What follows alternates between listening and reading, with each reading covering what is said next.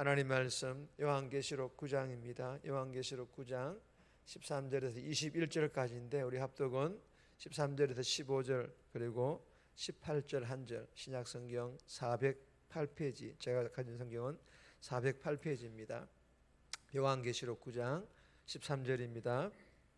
여섯째 천사가 나팔을 불매 내가 들으니 하나님 앞 금제단 네 뿔에서 한 음성이 나서 나팔을 가진 여섯째 천사에게 말하기를 큰 강 유브라데에 결박한 네 천사를 놓아주라 하매 네 천사가 놓였으니 그들은 그 연 월 일시에 이르러 사람 3분의 1을 죽이기로 준비된 자들이더라. 18절입니다.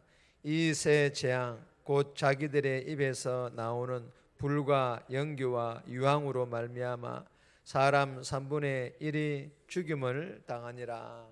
아멘. 오늘 본문의 제목은 여섯째 나팔 재앙, 여섯째 나팔 재앙. 오늘 본문은 여섯째 나팔이 울리자 네 천사가 높임을 받아 사람 3분의 1을 죽입니다.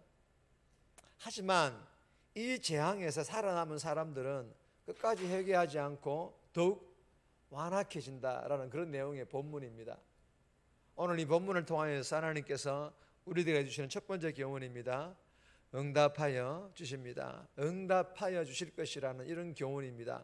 13절 말씀 보시면 여섯째 천사가 나팔을 불매 내가 들으니 하나님 앞 금제단 네 뿔에서 한 음성이 나서 여러분 이 여섯째 천사가 나팔을 불매 여섯째 나팔이 울리자 하나님 앞에 있는 금제단에서 한 음성이 흘러나옵니다.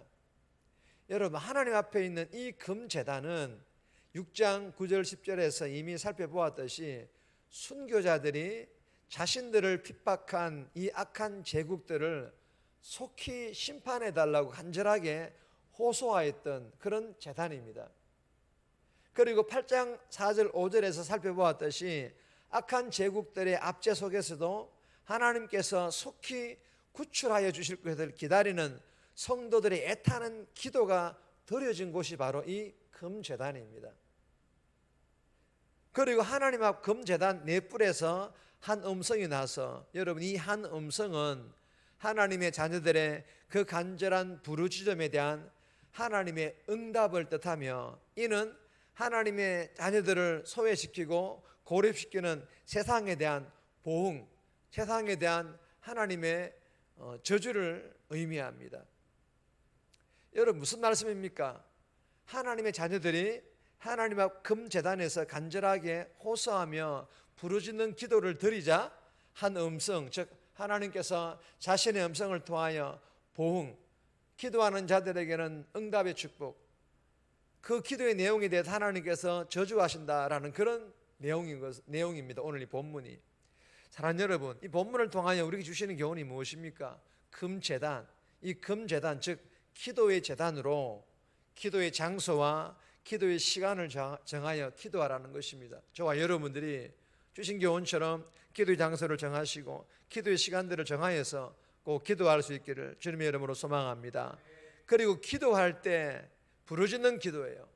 울부짖는 울음소리 섞인 기도라도 간절함과 절박함으로 기도한다면 우리의 기도가 땅에 떨어지지 않고 금제단 즉 하나님의 보좌 앞으로 다 올라갈 것을 우리에게 교훈합니다. 저와 여러분들이 기도 드릴 때 간절함으로 절박함으로 하나님께 부르짖는 기도를 다 들어서 우리의 기도가 땅에 떨어지지 않고 하늘 보좌에 다 올라갈 수 있기를 주님의 이름으로 소망합니다.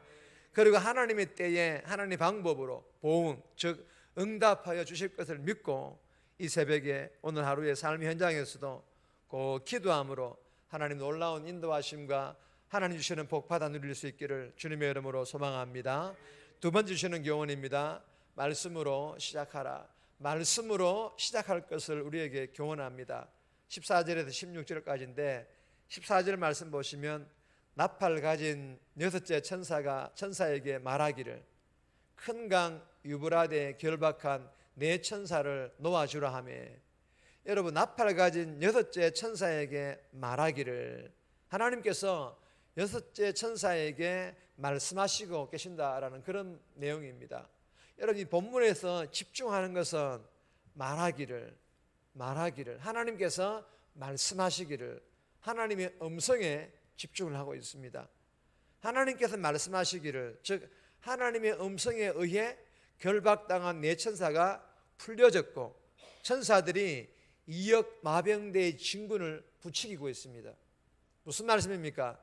하나님의 음성에 의해 네 천사들의 활동이 촉발되었고 이로 인하여 이역 마병대까지 움직이게 하였다라는 것입니다. 여러분, 본문을 통해 주시는 교훈이 무엇입니까? 우주의 모든 연쇄 작용은 세상이 말하는 그런 과학적인 원리의 작용을 말하는 것이 아닙니다. 우주의 모든 연쇄 작용은 하나님의 음성에서 비롯되는 것인 줄 믿으시기를 바랍니다. 우주의 모든 만물의 움직임은요, 하늘과 땅과 바다와 모든 사람들은 하나님께서 만드신 다 피조물들이기 때문에 이들의 움직임뿐만 아니라 세상의 모든 역사도 하나님의 음성에 의해서 시작된다라는 것입니다. 믿으시기를 바랍니다. 그러므로 연, 월, 일, 시까지 하나님께서 정밀하게 계획하신 대로 작동함으로 모든 원인이 하나님의 음성, 즉 하나님으로부터 시작되어진다라는 것을 이 본문을 통해 우리에게 주시는 교훈인 것입니다. 저와 여러분들이 주신 교훈을 마음판에 잘 새겨서 모든 것이 하나님의 음성으로 시작됨을 알고 하나님의 음성, 즉 하나님 말씀을 읽고 듣고 깊이 있게 묵상함으로 하나님의 뜻과 계획을 잘 알아 순종함으로 오늘 하루도 하나님의 역사 속에서 내 역사가, 내 삶이 조화롭게 잘 흘러가는 그런 복된 삶 살아갈 수 있기를 주님의 이름으로 축복합니다. 세 번째 주시는 교훈입니다. 세상은 망합니다. 세상은 망한다라는 그런 교훈입니다. 결국은 망합니다, 여러분. 10절에서 18절까지인데 18절 말씀 보시면 이 세 재앙 곧 자기들의 입에서 나오는 불과 연기와 유황으로 말미암아 사람 3분의 1이 죽임을 당하니라. 여러분, 사람 3분의 1이 죽임을 당하니라. 유브라데에서 올라온 마병대가 세상 사람의 3분의 1이 심판을 통하여 죽임을 당하게 됩니다. 여러분, 이 유브라데의 마병대는요, 본문 당시 그렇게 기세가 등등하였던 그 강한 로마 군대를 두려움에 떨게 한 그런 마병대로 유브라데 강 너머에 있었던 파르티마 마병대였습니다. 파르티마 마병대. 여러분, 이 파르티마 마병대는 로마 군대를 두려워 떨게 할 정도로 강력한 그런 마병대였지만 또 다른 의미로 17절에서 입에서는 불과 연기와 유황이 나오더라. 18절에서 불과 연기와 유황으로 말미암아 사람 3분의 1이 죽임을 당하니라. 무슨 말입니까? 입에서 나오는 불과 연기와 유황으로 사람을 공격하는 이 마병대의 모습은 3절에 기록된 다섯째 재앙의 황충과 같은 사탄의 군대임을 의미합니다. 본문을 통해 주시는 경우는 이런 거예요. 영원히 건재할 것만 같은 이 로마 군대에게도 부족함이 있었고, 그러나 반면에 끝이 보이지 않는 고난에 놓여 있었던 이 초대 교회에는 소망이 있었다라는 것입니다. 주시는 교훈이 무엇입니까?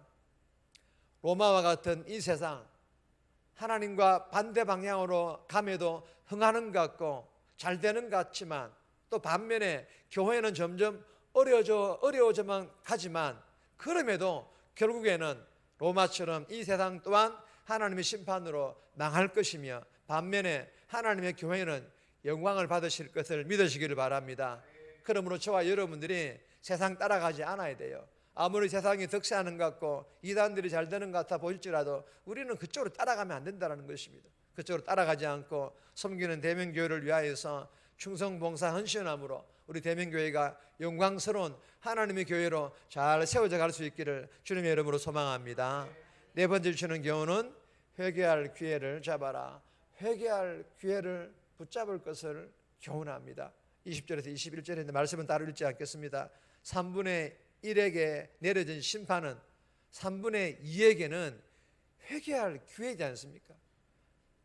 3분의 1이 죽음을 당할 것이란 이 심판은 남은 3분의 2에게는 회개할 기회라는 것입니다. 하지만 살아남은 자들은 뉘우치지도 돌이키지도 않습니다. 더 나아가 우상을 더 섬기며 우상을 더 섬기면 재앙으로부터 피할 수 있을 것이라 생각하여 우상 만들기에 더 전념합니다. 여러분, 하나님의 심판을 겪고서도 하나님을 왕으로 인정하기 싫어하고 자기 멋대로 살려고 고집을 한다라는 것입니다.